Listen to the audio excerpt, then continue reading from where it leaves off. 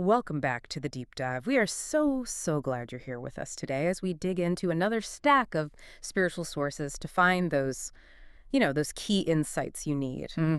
We're continuing here on the Baha'i Reflections channel with our devotional focus, really looking at the spiritual disciplines that help us build not just our own character, but, stronger communities too.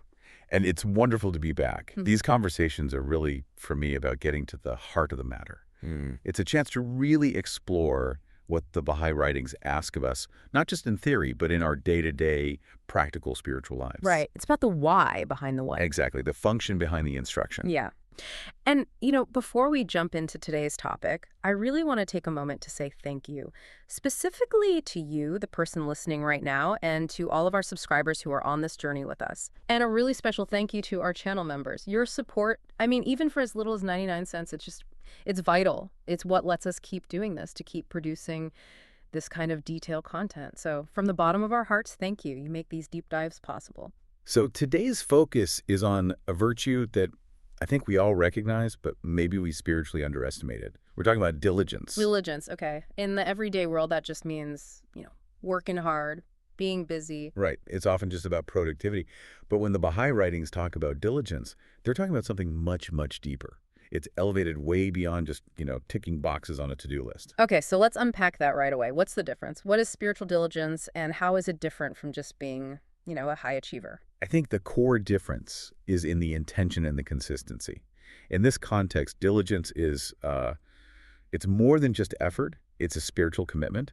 It includes steadfastness in doing what's right, constancy in how we serve, and this perseverance in striving for excellence. So it's not about a burst of energy, not about how much you get done on one good day. No, not at all. It's about the consistency, the unwavering nature of that effort over the long haul. The consistency of a purified intention. It's the spiritual stamina, maybe. The energy to keep refining your character and meeting your responsibilities no matter what's going on around you. That's a great way to put it. The focus is all internal, on the purity of the motive that's driving the constancy of the action. Perfect. That sets our mission for today. We're going to try to untack the spiritual mechanics of diligence. What does it actually look like? How do the writings promise that it attracts divine confirmations, real spiritual help? And maybe most importantly, how does this constant effort transform not just us, but the people and the world around us? And we have an amazing stack of sources to look at. Writings from Bahá'u'lláh, Abdu'l-Bahá, Shoghi Effendi, and even guidance from the Universal House of Justice. It's an incredible collection. So where do we start? We have to start with the prerequisite, the spiritual state of the person who is trying to be diligent. So we're starting with the ego. We have to. Because Okay. the deepest aspect of spiritual diligence is that it only really works when you dedicate yourself completely to the cause of God. And that by its very nature demands an act of self-renunciation. A turning away from the self. A radical, turning away from that temporary, fleeting self and all its desires, so that something bigger, something divine, can act through you consistently. Okay, this is so important. So diligence isn't a tool you just apply to your existing life. It's a practice that requires the ego to get out of the way. If I'm working diligently just for my own reputation or gain, Then it's not spiritual diligence, it's just ambition. right? An ambition that's driven by ego is, is brittle. It depends on outside praise. But spiritual diligence is strong because it's fueled by devotion. Baha'u'lláh makes this incredibly clear in our first passage. It's from the Hidden Words. I'll read the whole thing. O Son of Man, if thou lovest me, turn away from thyself. And if thou seekest my pleasure, regard not thine own, that thou mayest die in me, and I may eternally live in thee. This is my command unto thee. Do thou observe it. And be thou steadfast, diligent in my cause, and unwavering in thy service. For those who arise with sincerity and persevere in my path shall be assisted by hosts of angels, and every difficulty shall be made easy unto them. This is the promise of God. Exalted and glorious is he. Wow. If thou lovest me, turn away from myself. That is a challenging, non-negotiable starting point right there. And then die in me, and I may eternally live in thee. That makes it crystal clear. This isn't about, better high management. No. It's about a total transformation of identity. That phrase, die in me, that's the spiritual contract. It means the ego, with all its fears, its attachments, its self-serving motives, it has to be consciously surrendered. And diligence becomes the way you do that. The practical application of the surrender. Exactly.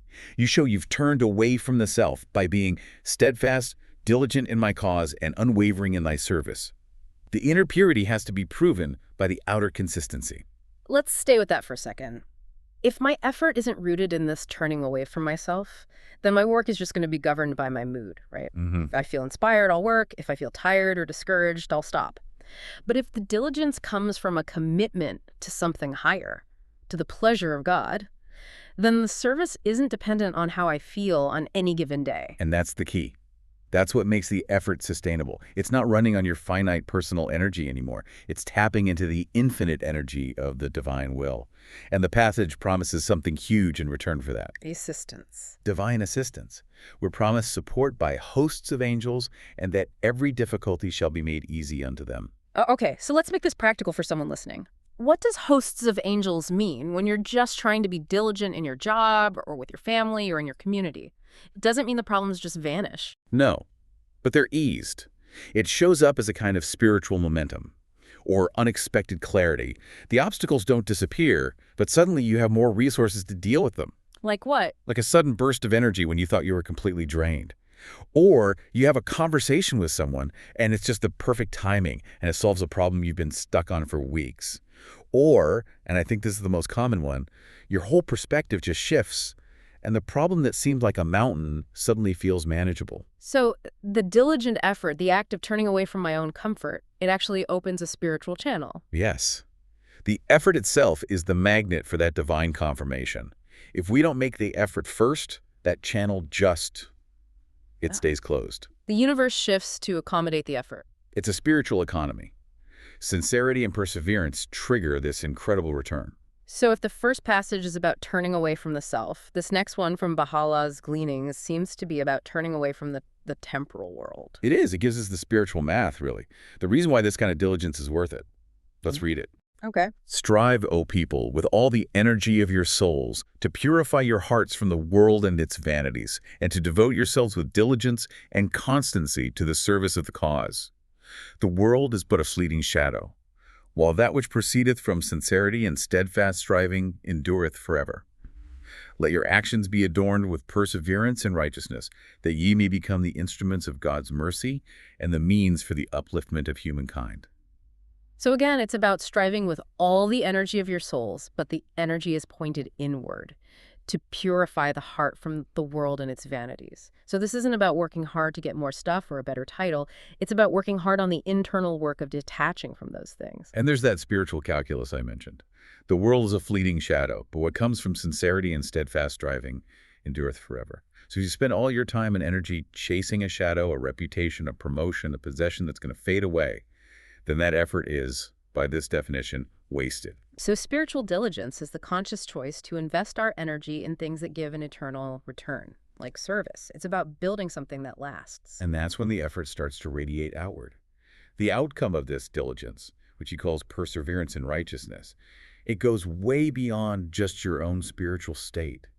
It ends with you becoming an instrument of God's mercy and the means for the upliftment of humankind. Wow. So my persistent personal effort to purify my own intentions and serve consistently, that actually makes me a useful tool for the good of the whole world.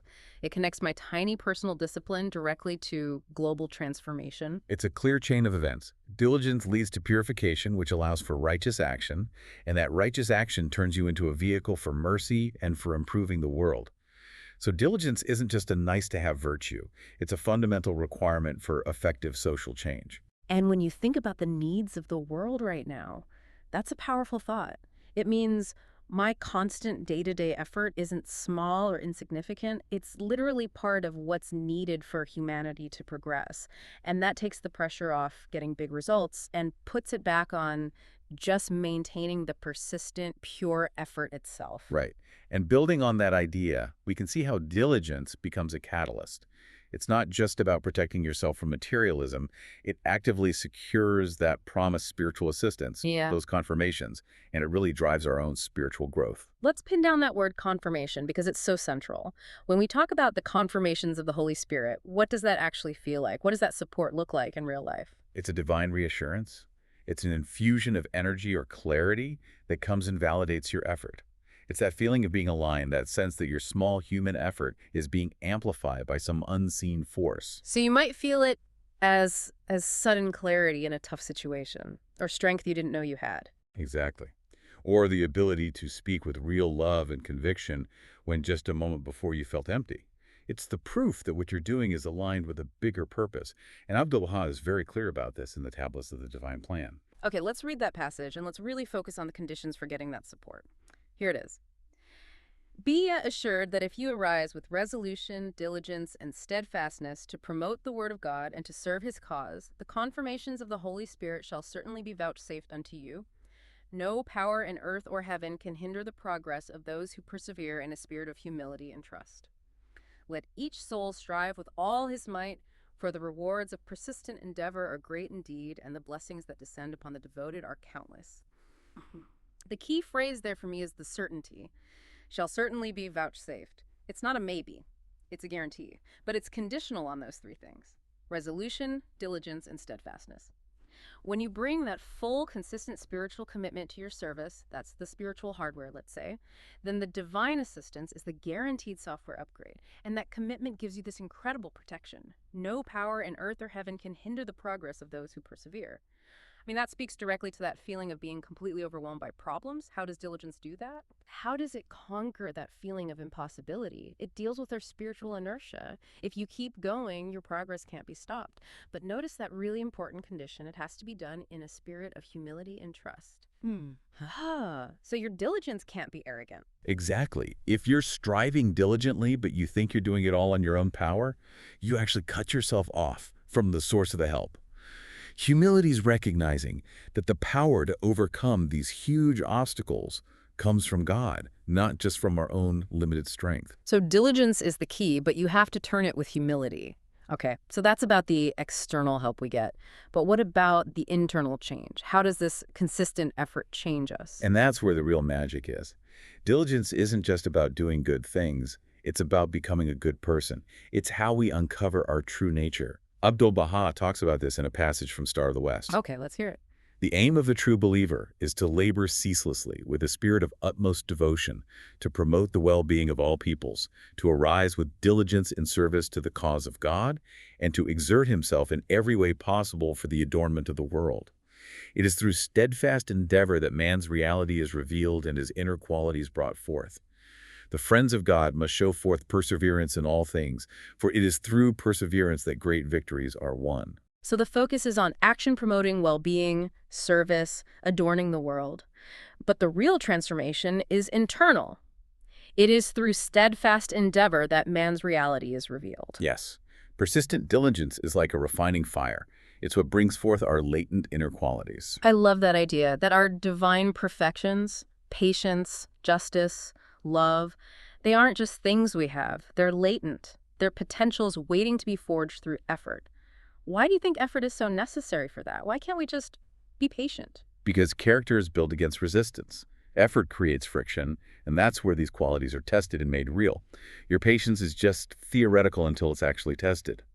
But if you commit to diligent service for years, even when people are apathetic or critical, you are actively forging perseverance and humility and long-suffering. So diligence is the heat and the hammer that shapes the raw material of our spirit. A perfect analogy. It forces those latent qualities to become manifest, reliable parts of who you are. So the external victory he talks about, the great victories, they depend on the internal refinement first. Absolutely. And if that's the how of refinement, what's the ultimate goal? Bahá'u'lláh connects all of this back to the very purpose of our creation. He puts it in the biggest possible context for us in the Tablets of Bahá'u'lláh. This sounds like the philosophical bedrock for the whole thing. Yes. It is. Here it is. The purpose of God in creating man hath ever been and will ever be that he may seek to draw nigh unto him, and that through steadfast effort and unceasing diligence he may manifest the divine perfections latent within him. The path is long and beset with trials, yet those who persevere shall behold the glory of God and attain to the highest station. Let no one lose heart, for diligence in the path of God attracteth his special blessings. So diligence isn't an optional extra. It is the mandatory path for fulfilling our whole purpose for being here. It's spiritual work of the soul. It's the discipline we need to turn that latent potential into a manifest reality. And I really appreciate the frankness here. It says the path is long and beset with trials. It doesn't sugarcoat it. No, it validates the struggle. But right after that, it gives the promise. Those who persevere shall behold the glory of God and attain to the highest station. It's an economy of consistent, persistent effort. So what do we do when we feel like giving up, when we feel exhausted? The line, let no one lose heart, is so crucial. What's the practical help in that? The practical help is the next part, diligence. Attracteth his special blessings. When you feel like you can't go on, the answer isn't to just stop. It's to return to some small, consistent act of diligent effort. Because that small act, if it's sincere, reopens the channel for those blessings and that assistance, and it pulls you out of the slump. The effort itself is the magnet. That's a powerful idea. Okay, so we've set up diligence as this internal discipline rooted in turning from the self, and it leads to character refinement and attracts divine help. Now, let's shift to how this looks on the outside. How does this constant labor become a form of worship? This moves us from the state of being to the state of doing. And Abdu'l-Bahá makes this connection between service and worship so explicit, so unmistakable in selections from the writings of Abdu'l-Bahá. Let's read that. It sounds like it redefines what we think of as our most important spiritual activities. It really does, he says. Blessed is he who ariseth with diligence to perform righteous deeds and to engage in service to the human race. For such service is the highest form of worship. Let him not be deterred by obstacles nor discouraged by adversity. The friends of God must show forth firmness, perseverance, and tireless striving, that the world may become illumined by their deeds and quickened by their spirit. Such service is the highest form of worship. That's a paradigm shift. It is. It means the most sacred thing you do all day might not be in a formal prayer session. It might be in the practical, consistent, day-to-day work you do to meet the needs of humanity. This definition of worship demands action, and diligence is the vehicle for it. And it requires specific qualities to maintain that worship, right? Yeah. Firmness, perseverance, and tireless striving. It's a blueprint for spiritual resilience. And that resilience is key because he warns us not to be deterred by obstacles nor discouraged by adversity. So diligence isn't measured when things are easy. It's measured by your consistency when things are hard. Right. The person who keeps going after a huge setback is showing far more spiritual diligence than someone who's just had a smooth ride. Exactly. And the impact of that resilience is transformative for everyone else. The goal is that the world becomes illumined by their deeds and quickened by their spirit. That word quickened is so interesting. It's not just that they're helpful. Yeah, it's that their actions are spiritually contagious. Their persistent service radiates a kind of spiritual light and vitality into their community. It quickens the spirit of everyone around them. So if service is worship, how does the amount of our diligent labor connect to our relationship with God? Is it just, more work equals closer to God? In a way, yes. The effort is a measure of our devotion, and it attracts a greater response. Abdu'l-Bahá links diligence directly to the outpouring of grace in another passage from Star of the West. Okay, let's look at that. This one seems to focus on the inner state you need to be in for that to happen. It does. It says, let your striving be unceasing. Let your hearts be steadfast, your intentions pure, and your actions ever directed toward the upliftment of all mankind. The more ye labor with diligence in the path of service, the nearer ye draw to God, and the greater the outpouring of his grace. Persevere, that ye may become signs of his mercy and banners of his guidance for all peoples. So, unceasing striving is the command, but it has to come from a steadfast heart and pure intentions. If my heart is all over the place or my motives are selfish, the work doesn't have the same spiritual power. Exactly. But what's really fascinating is that direct correlation he makes. The more ye labor with diligence, the nearer ye draw to God. It's like spiritual distance is measured by service. The path to getting closer to God isn't just paved with passive prayer, but with active, ceaseless work. And that work gets a response, the greater the outpouring of his grace. So diligence isn't just a good quality to have, it's the actual mechanism for accessing more divine help. The more you give, the more you get back in spiritual capacity. And the end result of that is that you become a sign of his mercy and a banner of his guidance. Through your sheer consistency, you become a spiritual beacon for others. It all comes together in another short, powerful passage from Tablets of the Divine Clan. It feels like a summary of everything we need for our service to be effective. It's a real rallying cry. It says, strive ye with all your might to spread the teachings of God. Be steadfast, be diligent, be self-sacrificing. The power of the kingdom shall assist you. So there's that trio again, steadfastness, diligence, and now self-sacrifice is added. And that's what guarantees assistance from the power of the kingdom. It makes it clear that this spiritual work is hard. It takes all your might. But if you combine that might with those enduring virtues, you activate the divine power needed for real change. So the question isn't, can I do this alone? It's, am I consistently showing up with these qualities so that the power of the kingdom can work through me? Precisely. And that brings us to the next level. How does this apply not just to us as individuals, but to our communities and to the work of global transformation? This is where the stakes get even higher. If I lack perseverance, maybe I only hurt my own spiritual progress.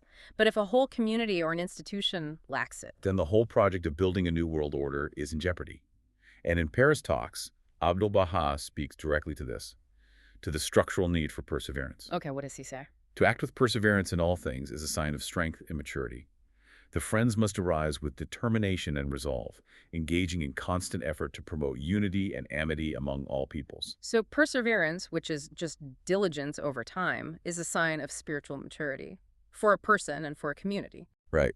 An immature spirit gets distracted, gets discouraged, starts a bunch of things, and never finishes them. Right.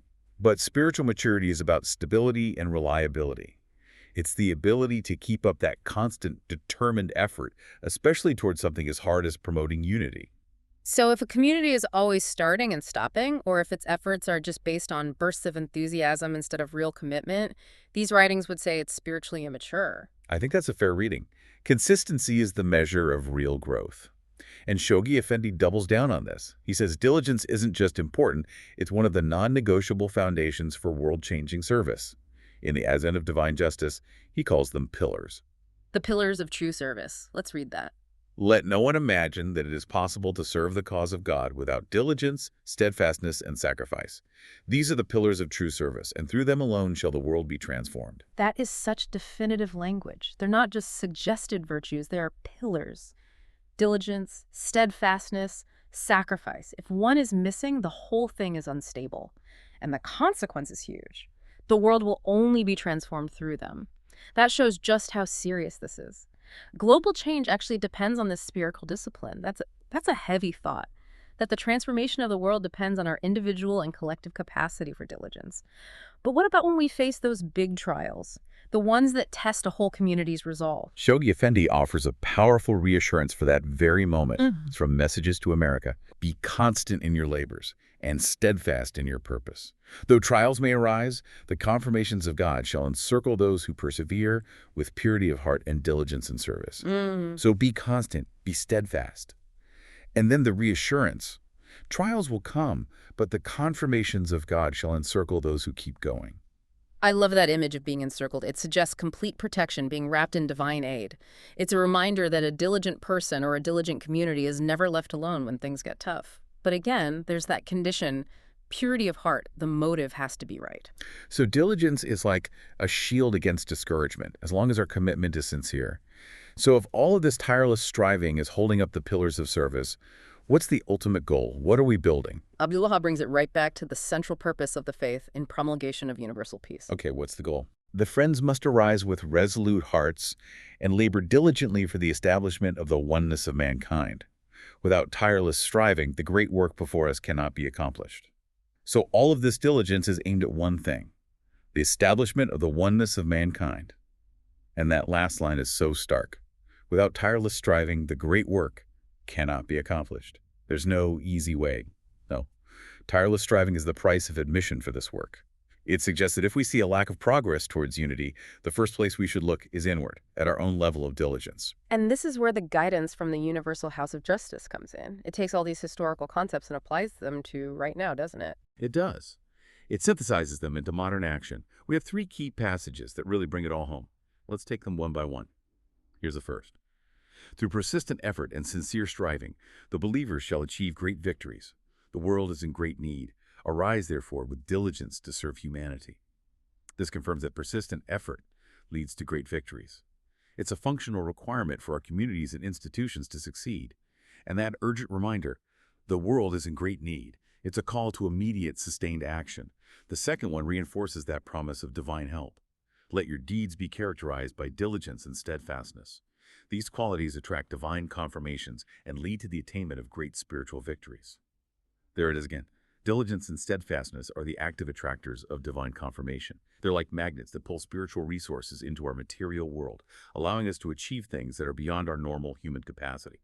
And finally, this one feels like the most profound statement on its importance. Nothing short of persistent effort, offered with devotion and humility, will enable the friends to meet the needs of this age. Diligence in service is a sign of faithfulness to the covenant. Nothing short of persistent effort. That sets the bar incredibly high. Sporadic or half-hearted effort just won't cut it, because the world's needs are too urgent. And then the final critical point. Diligence in service is the ultimate sign of faithfulness to the covenant. That's huge. The covenant is that bond of loyalty between God and humanity.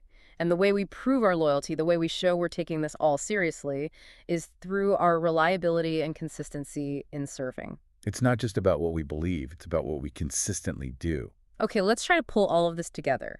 We've established that spiritual diligence is the bridge between our inner life and our outer actions. Right. Internally, it's that commitment to constant devoted effort driven by a pure intention, and it requires that really hard first step of self-renunciation that we saw in the hidden words. And externally, that inner commitment shows up as service, which Abdu'l-Bahá calls the highest form of worship. It's that constant effort to bring out the divine perfections that are latent inside us, no matter how hard it gets.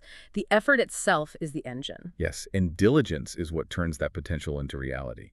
It's the discipline that forges our character, patience, humility, steadfastness, and makes us into a clean enough vessel to actually attract and transmit those divine confirmations. And this has a massive impact on the world around us. Let's just quickly recap how diligence radiates outward based on what we've read. Yeah. First, by purifying our hearts, it makes us instruments of God's mercy and a means for the upliftment of humanity. Second, our constant effort and our resilient spirit illumine and quicken the world. They become sources of spiritual energy for others. Third, that perseverance is a visible sign of spiritual strength and maturity, which is what you need to build unity and peace. It's a stable foundation. And finally, that persistent, humble work leads us to become signs of His mercy and banners of His guidance for everyone, attracting that huge outpouring of grace that's needed for global change. So it's a virtuous cycle. The more diligently we work, the more grace we get, the more effective we become, and the more confirmed we feel. It's a self-sustaining system, all driven by consistent effort. So what's the takeaway for us today? If diligence is really the mechanism for manifesting our divine perfections and getting the help we need to serve humanity, then we have to look at the quality of our effort, not just the quantity. And that brings us to a final thought for you to take into your week. We're often tempted to try some huge, heroic project that we can't sustain. But all these sources emphasize constancy. Exactly. So building on that, here's the question. If diligence is the way we manifest our divine perfections, what small, constant, daily act of perseverance could you commit to this week? Could be anything, no matter how minor. A specific prayer at a specific time, a reliable act of service for a neighbor, or just a consistent effort to purify your intention before you start a task. What small, constant thing could fundamentally reshape the character of your service and your relationship with the divine this week? That's the real challenge, the difference between just aspiring to be better and actually applying it. Well, this has been an incredible deep dive on the vital virtue of diligence. It's a spiritual discipline that attracts divine confirmations, refines our character, and allows us to make a real, lasting contribution to the work of building global unity. It certainly is. And if this conversation resonated with you, we'd really appreciate it if you'd subscribe, like, comment, or share this deep dive with others. It truly helps us grow this community and keep these explorations going.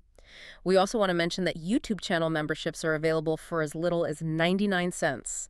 That support is critical for the channel. It gets you early access to content, and it helps us develop exclusive content in the future. It all helps. And while we focus today on the relentless energy and effort that service requires, next time we're going to turn to the virtue that makes sure all that energy is pointed in the right direction. That's right.